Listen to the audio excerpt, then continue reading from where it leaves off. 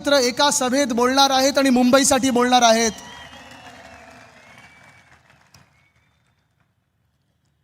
ही निवडणूक महत्त्वाची तर आहेच। ही निवडणूक आपल्या मुंबईची आहे, ही निवडणूक आपल्या महाराष्ट्राची आहे, ही निवडणूक आपल्या अस्मितेची आहे, ही निवडणूक आपल्या अस्मितेची आहे। पण ह्याच्याही पलीकडे जाऊन जे मला आपल्याला सांगायचं आहे ते हेच आहे की मतदार राजा, ही निवडणूक गटर वॉटर मीटर ह्याच्याबद्दल आहे, बाकी कुठच्याही विषयावर लक्ष देऊ नका। भाजपवाल्यांकडून जर आपण प्रचार पाहिलात तर आपल्यामध्ये आणि त्यांच्यामध्ये जो फरक आहे तो स्पष्ट दिसत आहे। आपले होर्डिंग जे आहेत ती आपण करून दाखवलेली कामं लावलेली आहेत आणि तो आपला ट्रॅक रेकॉर्ड आहे। 2002 असेल, 2007 असेल, 2012 असेल, 2017 असेल आणि ही निवडणूक देखील आपण करून दाखवलेल्या कामांवर करत आहोत, त्याच्यावरच लढत आहोत। भाजपसारख्या विचित्र ॲब्स्ट्रॅक्ट आयडियाजवर लढत नाही आहोत। पुढचा जो टप्पा आहे शब्द ठाकरेंचा, तो ह्या मुंबईमध्ये आपण काय करणार आहोत त्याच्यावर बोलत आहोत। पण भाजपचे होर्डिंग्स तुम्ही पाहिलेत का?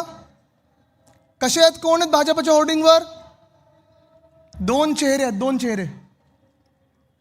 मला तुम्ही सांगा, ते दोन जे चेहरे आहेत, प्रधानमंत्र्यांचे असतील किंवा मुख्यमंत्र्यांचे असतील, त्यांचं ह्या मुंबईला किंवा आपल्या महाराष्ट्राला योगदान काय आहे जरा मला सांगा। सांगू शकेल का कोणी? झिरो? अरे असं कसं तुम्ही बोलता? गिफ्ट सिटी मुंबईमधून गुजरातला नेली कोणी? आहे की नाही योगदान? इथून उद्योगधंदे पळवून नेले गुजरातला कोणी? आहे की नाही योगदान? आपला सामान्य माणूस, मग जात पात धर्म न पाहता, मराठी अमराठी न पाहता, जी परवडणारी BST बस सेवा आपण लोकांना द्यायचो, मुंबईकरांना द्यायचो, ते मारण्याचं काम, ते प्रायव्हेटायझेशनचं काम कोणी केलं? भाजपाने केलेलं आहे, मिंदेंनी केलेलं आहे, हे त्यांचं योगदान आहे। तुम्ही त्यांना मतदान करणार आहे का? हा निर्णय तुमचा असणार आहे, तुम्ही ठरवू शकता। येत्या 15 तारखेची जी निवडणूक आहे त्याच्यात निर्णय तुमचा असणार आहे, निर्णय मुंबईचा असणार आहे, निर्णय आपल्या 29 शहरांचा असणार आहे। आणि हा निर्णय असा आहे की एका बाजूला शिवशक्ती म्हणजे शिवसेना, उद्धव बाळासाहेब ठाकरे, महाराष्ट्र नवनिर्माण सेना, राष्ट्रवादी काँग्रेस, आणि जेव्हा मी शिवसेना बोलतो किंवा राष्ट्रवादी काँग्रेस बोलतो त्या एकच आहेत। दुसरी कुठच्या ज्या टोळ्या आहेत त्या दुसरे पक्ष नाहीत, त्या टोळ्या आहेत, हे लिहून ठेवा। पण आपली ही युती आहे, आपली ही आघाडी आहे, शिवशक्ती म्हणून आपण चाललेलो आहोत पुढे, एक ठोस कार्यक्रम घेऊन चाललेलो आहोत पुढे की होय आम्ही हे करून दाखवणार आहे ना। आपला ट्रॅक रेकॉर्ड आहे। कदाचित आपण एकमेव पक्ष असू ज्यांनी या सगळ्या निवडणुका मुंबई महानगरपालिकेच्या आपण करून दाखवलेल्या कामांवर जिंकलेल्या आहेत। आपण मॅनिफेस्टो, आपला वचननामा जो होता, ती वचनपूर्ती किती झालेली आहे ह्याच्यावर जिंकत आलेलो आहोत। मनसेचं जर पण पाहिलं तर राजसाहेब जेव्हा जेव्हा भाषण करतात आणि नाशिकचा उल्लेख येतो, मला त्यांच्या डोळ्यामध्ये ते एक प्रेम दिसतं, ती एक भावना दिसते की 2012 पासून 2017 पर्यंत नाशिकचा जो काही विकास झाला तो त्यांनी लक्ष घालून केलेला आहे, प्रेमाने केलेला आहे, अभिमानाने केलेला आहे। असे हे दोन बंधू एकत्र येत आहेत। पण दुसऱ्या बाजूला जी भाजप आहे, गेल्या 2-3 वर्षामध्ये आपण पाहिलेले लूट लूट लूट, भ्रष्टाचार भ्रष्टाचार भ्रष्टाचार, अमुक बोला तमुक बोला। परवाकडे माझा एक तो व्हिडिओ खूप व्हायरल झाला। आज पण मला लोक बोलत होती की तुम्ही परत त्यांच्यासारखं बोलणार का? मी बोललो कदाचित नसेनचा प्रॉब्लेम होईल, पण प्रयत्न करूया, कारण ते आवाज सगळीकडे घुमणार आहे तुमच्या व्हॉट्सॲपवर। एकच विषय घेतात कुठे गेलो की आमची मुंबईमध्ये सत्ता येणार आणि सत्ता आल्यानंतर अध्यक्ष महोदय, मोदी साहेब, आम्ही इथून बांगलादेशाला काढणार, ये जलवा है मेरा, मैं आऊंगा। काय चाललंय हो? कशासाठी हे सगळं? मुख्यमंत्री महोदय, तुम्ही मुख्यमंत्री 7 वर्ष ह्या राज्याचे आहात, हे विसरू नका। तुम्ही या महाराष्ट्राचे गृहमंत्री, गेल्या 12 वर्षामधून 10 वर्ष तुमच्याच हातात गृह खातं राहिलेलं आहे। हे कर्तव्य बांगलादेशांना ओळखणं आणि काढण्याचं हे 10 वर्ष तुमच्या हातात होतं। ही जिम्मेदारी, ही जबाबदारी ही तुमच्या हातात होती। जर तुम्ही तिथे चुकला असाल तर सरळ सरळ येऊन सांगा आम्ही चुकलो, अजूनही आम्हाला बांगलादेशी सापडलेले नाहीत आणि ही निवडणूक त्याच्याबद्दल नाहीच आहे। किंवा असंही असू शकतं की मुख्यमंत्री महोदय प्रधानमंत्री महोदयांवर टीका करतात ज्यांची सत्ता बहुमत दिल्लीमध्ये 12 वर्ष आहे. कारण बांगलादेशानं ओळखण्याचं काम, बांगलादेशाने इथून काढण्याचं काम हे केंद्र सरकारचं आहे आणि राज्य सरकारचं आहे. पण मी तुम्हाला पुन्हा एकदा आठवण करून देतो, या खोट्या आश्वासनावर जाऊ नका, त्यांच्या फेल्युअरवर जाऊ नका. कारण ही निवडणूक आहे तुमच्या गल्लीची आहे, आपल्या BST बसची आहे, आपल्या पाणीची आहे, वॉटर गटर मीटर ह्याची आहे, मुंबई महानगरपालिकेची निवडणूक आहे. आणि मुंबई महानगरपालिकेचं जेव्हा आपण बोलतो तेव्हा आपण करून दाखवलेली कामं आहेत ती सगळी तुमच्या डोळ्यासमोर आहेत. अनेकदा मला प्रश्न विचारलेला आहे की भाजपवाले म्हणतायत आदित्य की तुम्ही काहीच नाही केलं तुमच्या 25 वर्षाच्या काळामध्ये. इथे सगळे जे महापौर बसलेले आहेत, जे उपमहापौर होते, जे नगरसेवक होते, त्यांना विचारा काय किंवा मला विचारा, कधीही मला तुम्ही विचारलं, झोपेतून उठवलं तरी विचारलं की 25 वर्षात तुम्ही काय केलं, तर मी तुम्हाला सांगू शकतो की आपण काय काय केलं ह्या मुंबईमध्ये. होय, अभिमानाने सांगू शकतो. गेल्या 25 वर्षामध्ये 1997 मध्ये जेव्हा पहिली आपली सत्ता आली मुंबई महानगरपालिकेमध्ये, 600 कोटीची तूट होती. कुठेही छुपा कर न लावता, कुठेही टोल न लावता, कुठेही छुपा कर वाढवता आपण या मुंबईमध्ये ती तूट भरून काढली आणि 92,000 कोटीच्या ठेवी निर्माण केल्या. हे आपलं आर्थिक नियोजन आहे, हे आपण हिशोब देणारं काम करतो आणि ही आपल्या मुंबईवर जोपासण्याची जी एक प्रथा चालवलेली आहे ती आपण आत्तापर्यंत परंपरा पाळत आलेलो आहोत. पण मग तुम्ही विचाराल, मग ठेवींचं काय केलं? ह्या ठेवी ज्या होत्या त्या प्रत्येक आपल्या अर्थसंकल्पामध्ये प्रत्येक वर्षी आपण त्याचा हिशोब दिला आहे, पैशाचा हिशोब दिलेला आहे आणि या ठेवी आपण मुंबईकरांच्यासाठी वापरलेल्या आहेत. जातपात धर्म भाषा प्रांत न पाहता जो कोणी मुंबईकर असेल त्याची सेवा करण्यासाठी वापरलेलं आहे. होय, मी अभिमानाने सांगतो की आपण ते काम करून दाखवलेलं आहे.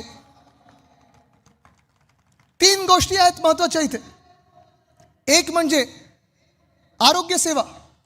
आज पण मी दावा करून सांगतो, चॅलेंज देतो मुख्यमंत्र्यांना, ते 3,000 रुपये देणार आहेत. काम दाखवणे 3,000 रुपये बोलतायत. मला 3,000 रुपये नको. तुम्ही ज्या लाडक्या बहिणींना 2100 सांगितले ना, पहिले ते 2100 द्या, मग 3,000 रुपयाची बोलणी करा.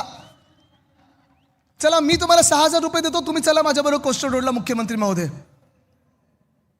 पण आपल्या मुंबईमध्ये जी आरोग्य सेवा आहे, जगात कुठेही नसेल असं आपली महानगरपालिका आहे.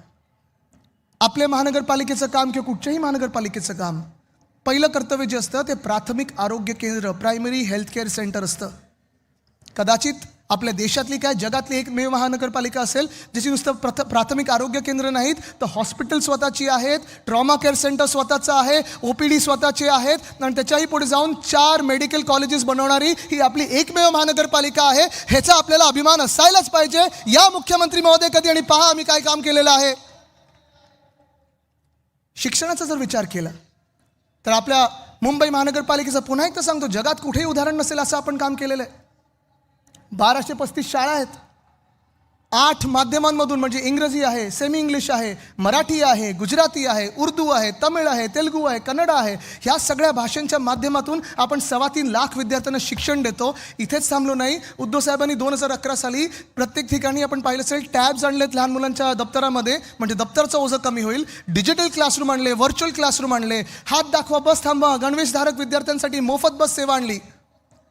आणि इथेच थांबलो नाही तर देशात कुठेही नसेल आपल्या आणि जगात कुठेही नसेल तसं मराठी अनिवार्य तर केलंच, पण SSC बोर्डसोबत आपण IGCSE बोर्ड आणला, IB बोर्ड आणला, जे जागतिक बोर्ड्स आहेत, CBSE बोर्ड आणला, ICSE बोर्ड आणला. मला अभिमान ह्या गोष्टीचा आहे की ज्या शाळा बंद पडत चाललेल्या, ज्या शाळांमध्ये गळती लागलेली, आपण हे सगळं मुंबई पब्लिक स्कूल म्हणून हे ब्रँडिंग केल्यानंतर आणि चांगल्या शाळा, दर्जेदार शाळा दिल्यानंतर 4,000 सीट्ससाठी 10,000 ॲप्लिकेशन झाले 2021 साली. मला लोकांनी फोन केले की आम्हाला पत्र द्या तुमचं. अभिमान वाटतो या गोष्टीचा. आपल्याला लॉटरी काढायला लागली या शाळांसाठी. हे मॉडेल आपल्याला मुंबईत न्यायचं, पुण्यात न्यायचं, सगळीकडे न्यायचं. पाण्याचं जर विचारलं तर मुंबई महानगरपालिका कदाचित एकमेव महानगरपालिका ज्या क्षमतेने, ज्या ताकदीने आपण काम करतो, ज्या हिमतीने आपण काम करतो. आपली स्वतःची धरणं आहेत आणि हिंदू हृदय सम्राट बाळासाहेब ठाकरे मिडल वैतरणा धरण हे आपण करून दाखवलेलं आहे. आपल्या काळात झालेलं आहे. कुठेही छुपा कर लावला नाही, कुठेही पाण्याचा दर वाढवला नाही. डिसॅलिनेशनचा प्लांट आपण उभारत होतो, ह्या मिंदे सरकारने बंद केलाय. पण माझा शब्द आहे तुम्हाला की ज्या दिवशी आपले महापौर बसतील येत्या 16 तारखेला डिसॅलिनेशनच्या प्लांटच्या माध्यमातून 400 मिलियन लिटर पुन्हा एकदा पाणी आपण ह्या शहरासाठी सुरू करू. BST बस सेवा, इथे BST किती लोक वापरतात जरा हात वरती करावं. सगळे वापरता? किती वर्ष वापरताय? आपल्या काळात वापरत होता का? किती भाडं होतं? 5 रुपये ना. 5 किलोमीटर 5 रुपये, 10 किलोमीटर 10 रुपये, 15 किलोमीटर 15 रुपये, 20 किलोमीटर कुठेही जायचं असेल तर 20 रुपये तुम्ही जाऊ शकता. एसी बसेस 4,000 बसेस आणले होत्या. 10,000 इलेक्ट्रिक बस आपण आणणार होतो आणि ते आपण आणणार. 900 डबल डेकर इलेक्ट्रिक बस आणणार होतो. पण आत्ता काय झालंय? भाडं परवडतंय का? तिप्पट भाडं झालं. तिप्पट 60 रुपये भाडं झालंय. वेटिंग किती आहे? 40 मिनिटं 50 मिनिटं रांगेत आपण उभे आहोत. ही आपली BST बस आपल्या काळात 35 लाख लोक प्रत्येक दिवशी वापरायचे. ते आता बस पण कमी केली, जुने रूट बंद केलेत, भाडं वाढवलेलं आहे, रांगा वाढलेल्या आहेत आणि 35 लाखावरनं जवळपास 20-22 लाखावर रायडरशिप आलेली आहे. पण इथेच थांबलो नाही आपण. STPचं मला तुम्हाला आठवण करून द्यायचे. सिवेज ट्रीटमेंट प्लांट आपलं सरकार पडल्या मोदी साहेब आले होते आणि त्यांनी भाषण केलं भूमिपूजन करताना की मैंने आपको तोहफा दिया 18,000 कोटी का. मी आज मुंबईकरांना सांगू इच्छितो की सिवेज ट्रीटमेंट प्लांट हे आपलं काम आहे. त्यांचं चांगलं योग्य होता की त्यांनी भूमिपूजन केलं, कारण त्यांनी गद्दारी करून आपलं सरकार पाडलं होतं. पण ते 18,000 कोटी पण हे दिल्लीकडून आले नव्हते, केंद्र सरकारकडून आले नव्हते, भाजपाकडून आले नव्हते. हे आपण शिवसेना म्हणून ज्या ठेवी बनवून ठेवल्या होत्या त्या ठेवींमधून आर्थिक नियोजन करून हे 18,000 कोटी या STPसाठी आपण आणले होते. प्रत्येक पैशाचा हिशोब दिलेला आपण, प्रत्येक पैशाचा, प्रत्येक नाण्याचा हिशोब दिलेला आहे. पण हे जसं आहे तसं गोरेगाव मुलुंड रिंग रोड आहे. सुनील प्रभू साहेब, तुम्हीच मला वाटतं आपण तेव्हा भूमिपूजन केलं. जिथे मी भूमिपूजन केलं तिथे काम सुरू झालं. मिंदेंचं सरकार आलं, कॉन्ट्रॅक्टर बदलला, एस्केलेशन केलं आणि प्रधानमंत्र्यांच्या हाती परत जिथे मी भूमिपूजन केलेलं तिथेच भूमिपूजन केलं. पण चला, हे सगळ्या गोष्टी ह्या होऊन गेलेल्या आहेत, ह्या करून दाखवलेल्या आहेत. पण एक गोष्टीवर मला जे सतत मुख्यमंत्री सांगत असतात की होय त्यांनी केलं, चुकीचं आहे, चुकीचं खोडून काढणार मी, ते म्हणजे कोस्टल रोड. आता राजसाहेब माझे काका असल्यामुळे थोडी लिबर्टी घेतो. तो फोटो आहे का? लाव रे तो फोटो.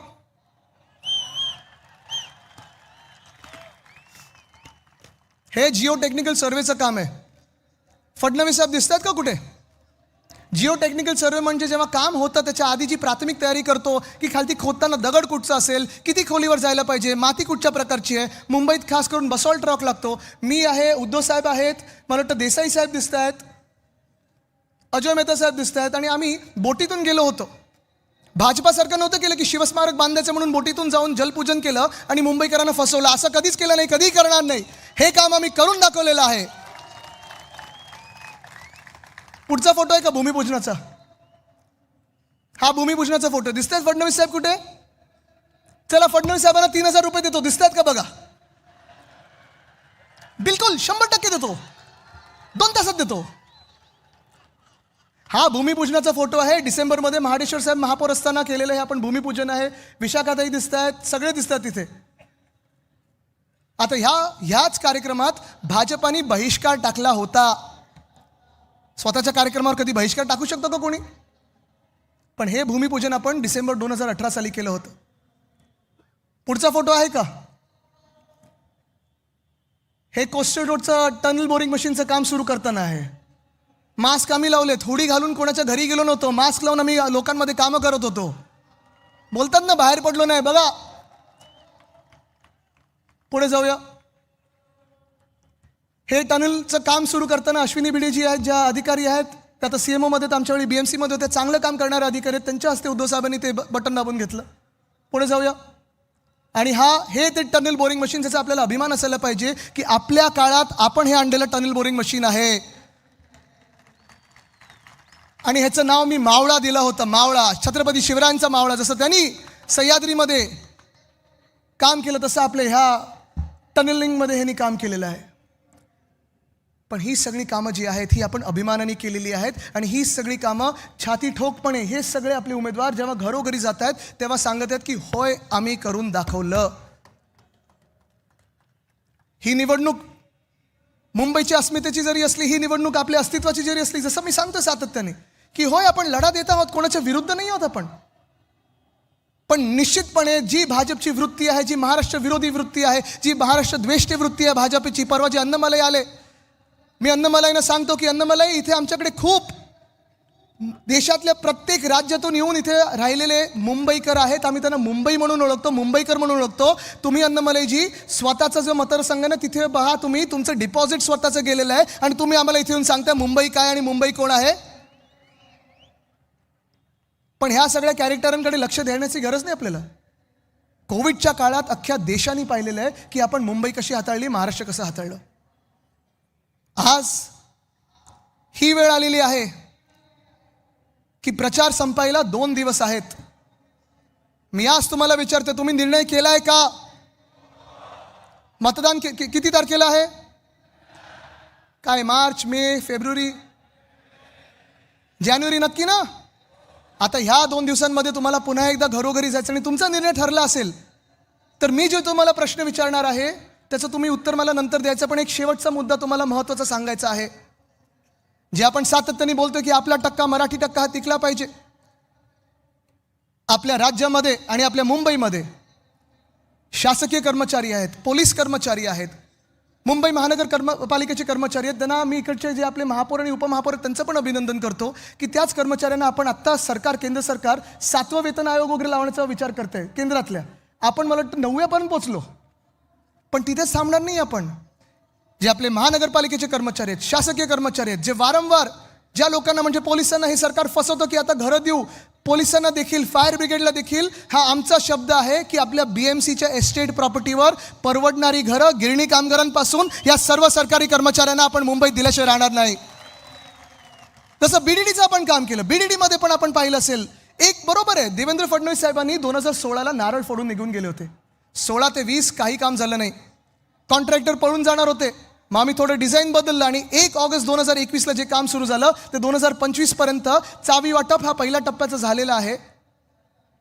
भाव खायला हे 3 गेले होते, पण प्रत्येकाने एकाच व्यक्तीचे आभार मानले, ते म्हणजे उद्धव बाळासाहेब ठाकरे.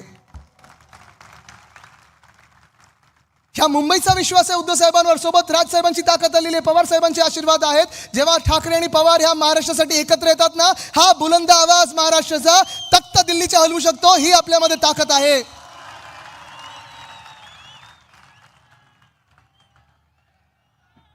आज मी तुम्हाला विचारणार आहे, जर तुमचा निर्णय झाला असेल कोणाला मतदान करायचं तर तुम्ही ते चिन्ह मला उत्तर देऊन सांगायचं आहे. तुमच्या वॉर्डमध्ये जर मशाल असेल तर तुम्ही तिथून मशाल ओढायचं आहे.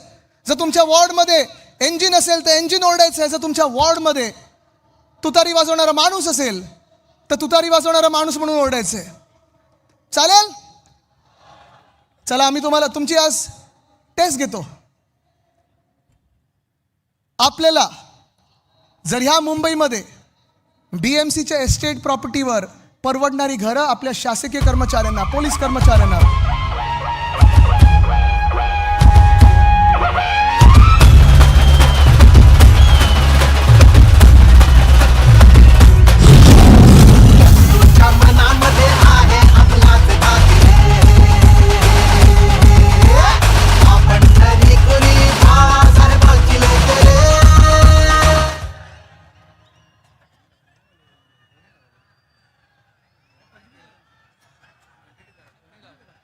मागे आहेत अजून. अच्छा, यायचेत. चुकीचा अलार्म. अरे निशाणी बोलायची आहे, म्युझिक नाही लावायचं आहे. काय तुम्ही पण. ठीक आहे, बसून घ्या, सगळे बसून घ्या. चला, तयार आहात? ठीक आहे. मग आता विचारतो मी, जर आपल्या मुंबई महानगरपालिकेच्या BMC एस्टेट प्रॉपर्टीवर गिरणी कामगार, पोलीस कर्मचारी, शासकीय कर्मचारी, महानगरपालिकेच्या कर्मचाऱ्यांसाठी तुम्हाला परवडणारी घरं बांधायची असतील तर तुम्ही कोणाला मतदान करणार? जर आपल्या मुंबईमध्ये जसं उद्धव साहेबांनी 500 स्क्वेअर फुटापर्यंतचा प्रॉपर्टी टॅक्स माफ केला, 700 स्क्वेअर फुटापर्यंत माफ करून घ्यायचं असेल तर तुम्ही कोणाला मतदान करणार? आपल्या मुंबई महानगरपालिकेच्या माध्यमातून 100 युनिटपर्यंत वीज मोफत पाहिजे असेल तर तुम्ही कोणाला मतदान करणार?